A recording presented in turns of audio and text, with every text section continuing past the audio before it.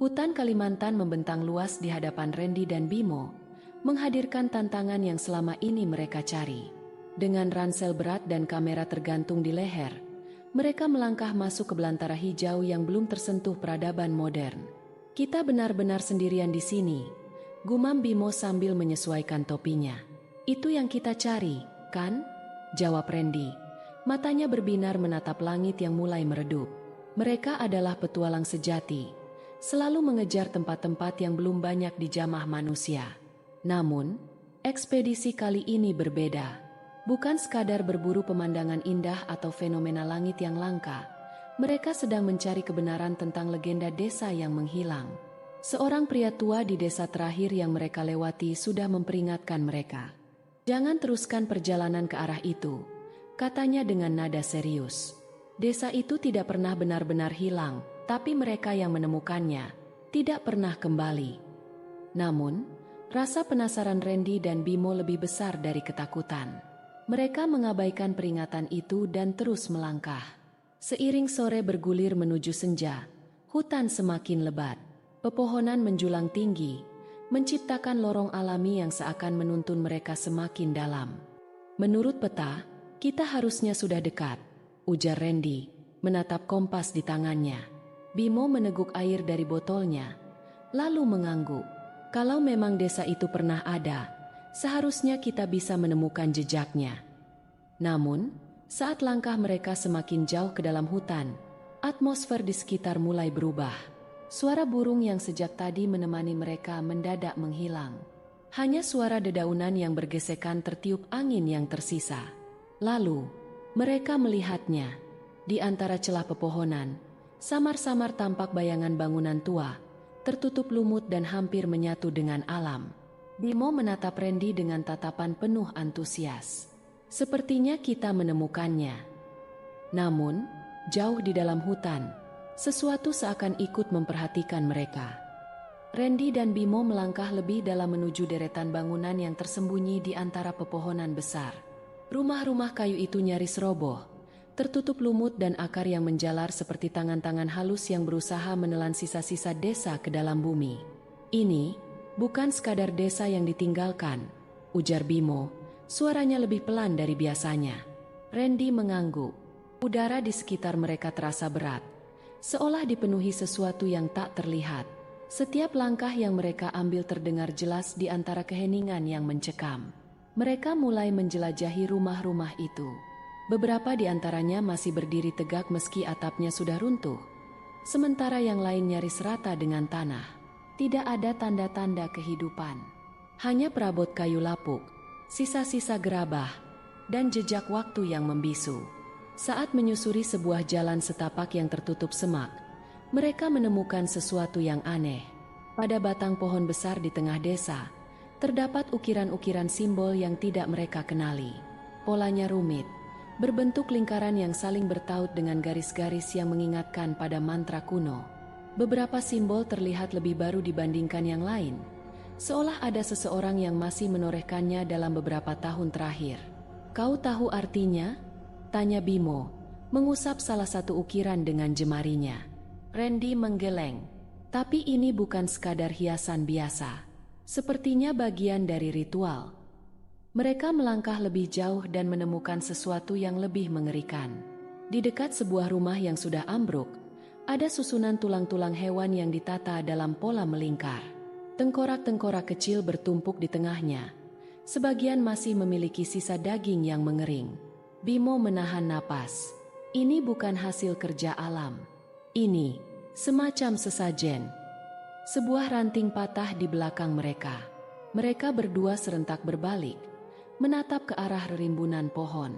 Tidak ada apa-apa, hanya bayangan hutan yang semakin gelap. Namun, Randy merasakan sesuatu yang aneh.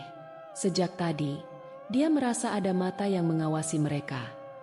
Senja merambat cepat, dan kegelapan mulai merayap di antara pepohonan raksasa yang mengelilingi desa. Randy dan Bimo memutuskan untuk berkemah di tengah desa, di dekat rumah yang masih cukup kokoh untuk dijadikan tempat berteduh.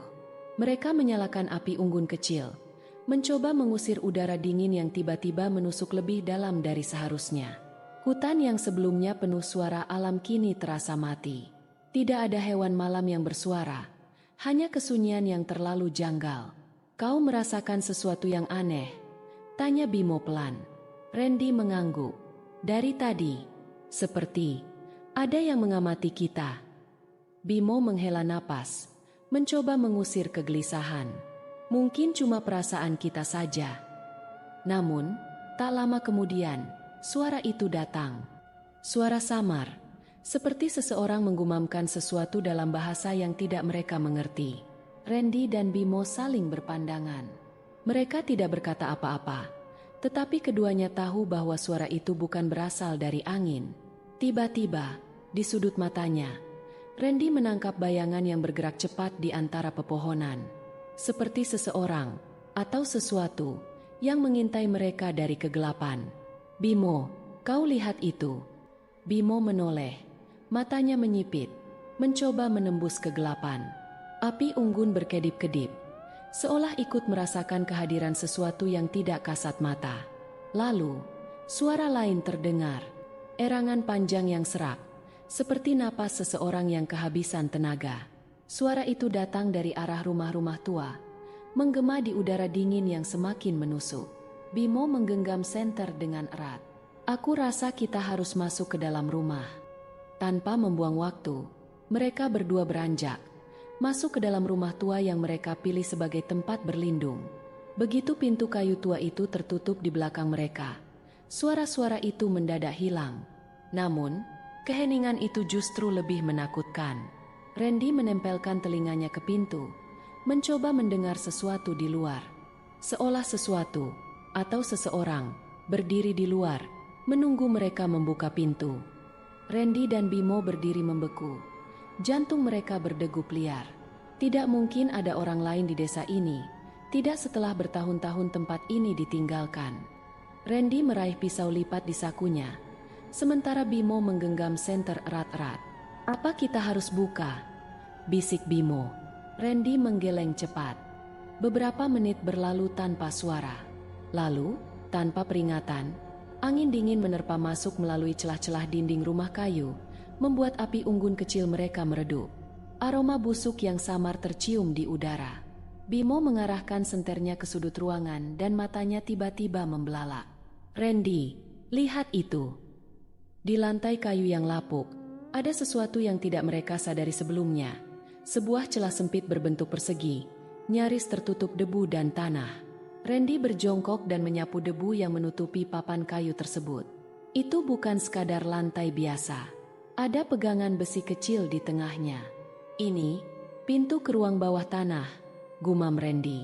Tanpa berpikir panjang, Bimo menarik pegangan itu dengan sekuat tenaga. Pintu kayu tua itu terbuka dengan bunyi decitan panjang yang menusuk telinga, mengungkapkan tangga batu yang mengarah ke kegelapan di bawah. Udara dari dalam ruangan itu lebih dingin dan lebih pekat dengan bau busuk. Randy menyalakan senter dan mengarahkannya ke bawah. Yang mereka lihat membuat tenggorokan mereka mengering. Dinding-dinding ruang bawah tanah itu dipenuhi simbol-simbol aneh yang sama seperti yang mereka lihat di pohon besar di luar. Namun, yang lebih mengerikan adalah lantainya, penuh dengan tulang belulang manusia yang berserakan. Beberapa masih terbungkus sisa-sisa kain yang sudah membusuk. Lihat ini. Bimo menunjuk sesuatu di sudut ruangan. Sebuah meja batu besar berdiri di sana. Di atasnya terdapat bekas noda hitam pekat yang sudah mengering.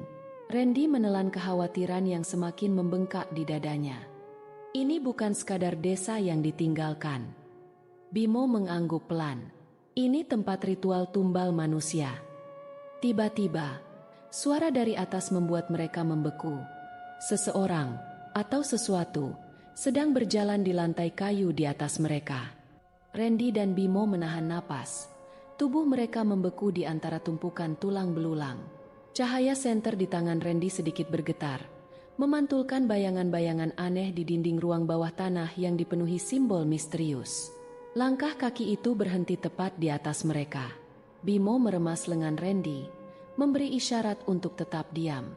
Namun, kengerian yang mereka rasakan semakin nyata. Udara di dalam ruangan ini seakan semakin menekan, membuat napas terasa lebih berat. Lalu, suara itu datang. Sebuah erangan panjang, seperti seseorang yang kesakitan, menggema di seluruh ruangan. Randy merasakan bulu kuduknya meremang. Itu bukan suara manusia biasa. Tiba-tiba, suara kayu berderak terdengar dari atas, seolah sesuatu sedang membungkuk dan menempelkan wajahnya ke celah pintu ruang bawah tanah. Bimo menatap Randy dengan wajah pucat. Perlahan, mereka berjalan mundur, mencari sesuatu yang bisa dijadikan tempat berlindung. Namun, sebelum mereka bisa bergerak lebih jauh, sesuatu terjadi. Pintu ruang bawah tanah tiba-tiba terbanting tertutup dengan suara keras. Cahaya senter berkedip sesaat, lalu mati. Kegelapan pekat menyelimuti mereka. Bimo mengutuk pelan, mencoba menyalakan kembali senternya, tapi tangannya gemetar. Randy mengeluarkan ponselnya, menggunakan cahaya redupnya untuk menerangi sekeliling mereka. Dan saat itulah mereka melihatnya. Di sudut ruangan, di antara tumpukan tulang belulang, ada sesuatu yang mulai bergerak. Sebuah sosok samar, tubuhnya kurus kering seperti mayat yang telah lama membusuk, perlahan menoleh ke arah mereka. Matanya kosong, menghitam sepenuhnya. Mulutnya terbuka lebar, mengeluarkan suara erangan yang memilukan. Randy dan Bimo mundur dengan napas tersengal. Makhluk itu bergerak lebih cepat dari yang mereka bayangkan. Dengan suara geraman yang dalam, ia melompat ke arah mereka. Dalam hitungan detik, ia sudah berada tepat di depan mereka, mengulurkan tangannya yang kurus dan panjang, kukunya mencakar udara. "Keluar dari sini!" teriak Bimo, menarik tangan Randy dan berlari ke arah tangga. Mereka berdua berlari sekuat tenaga, menaiki anak tangga dengan napas memburu. Saat mereka hampir mencapai pintu ruang bawah tanah, sesuatu mencengkeram kaki Randy. Ia menoleh ke bawah. Makhluk itu telah merangkak cepat. Tangannya mencengkeram pergelangan kakinya dengan kekuatan yang tidak wajar. Bimo menendang tangan makhluk itu dengan brutal, cukup untuk melepaskan cengkeramannya. Mereka berhasil keluar dari ruang bawah tanah, menghambur ke dalam rumah tua yang kini terasa semakin mencekam. Namun, teror belum selesai. Dari luar, terdengar suara langkah kaki. Seperti ada puluhan orang yang berjalan di sekitar desa. Bimo mengintip dari celah dinding yang lapuk. Di luar, bayangan-bayangan samar mulai muncul di antara pepohonan dan reruntuhan rumah. Mereka berdiri diam, hanya menatap ke arah rumah tempat Randy dan Bimo bersembunyi. "Kita harus pergi sekarang," bisik Bimo. Mereka berlari keluar, mencoba menerobos kegelapan hutan. Tapi saat baru beberapa langkah, kabut tebal tiba-tiba turun dari arah pepohonan, menelan semua yang ada di sekitarnya. Randy meraih lengan Bimo, takut kehilangan jejak temannya.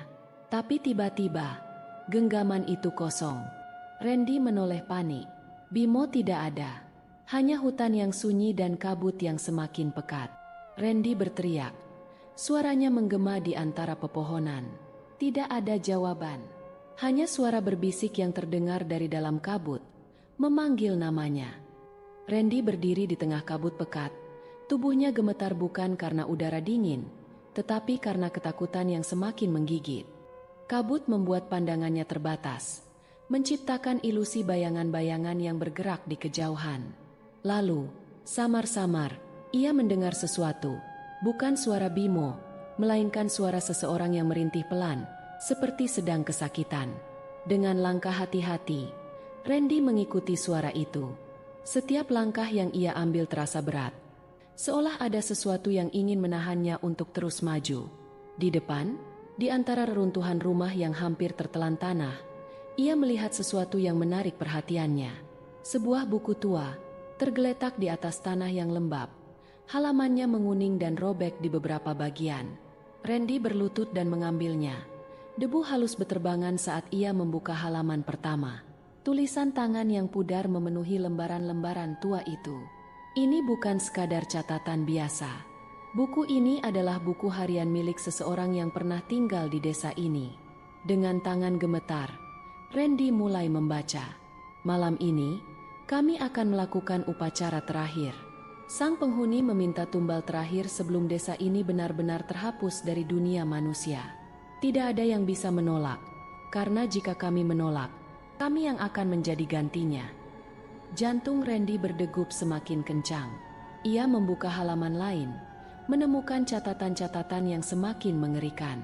Mereka yang dikorbankan tidak pernah benar-benar mati.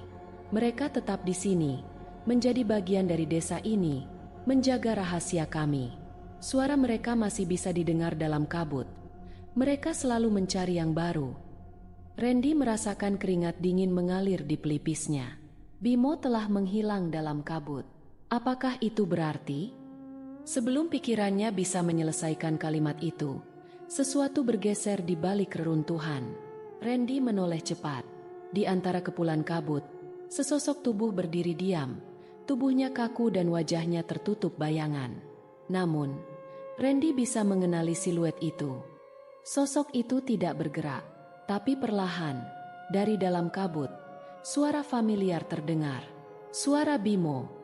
Tapi kali ini, suaranya terdengar berbeda. Seketika, kabut di sekelilingnya semakin menebal, menelan seluruh desa dalam kepekatan yang mustahil ditembus cahaya. Randy berdiri terpaku, menatap sosok Bimo yang masih diam di tempatnya. Randy melangkah maju, mencoba mendekat.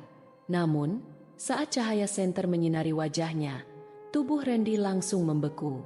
Bimo memang berdiri di sana. Tetapi ada yang salah. Matanya hitam sepenuhnya, wajahnya pucat seperti mayat, dan bibirnya bergerak tanpa suara, seolah menggumamkan sesuatu yang tidak bisa didengar. Randy mundur selangkah, tubuhnya gemetar. Bimo, apa yang terjadi padamu?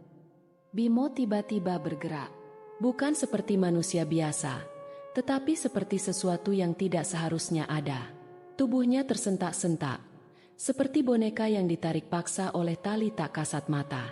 Kau harus pergi. Suara Bimo bergetar, tapi matanya tetap kosong. Mereka sudah memilih. Randy merasakan tengkuknya meremang. Siapa yang memilih? Bimo tidak menjawab.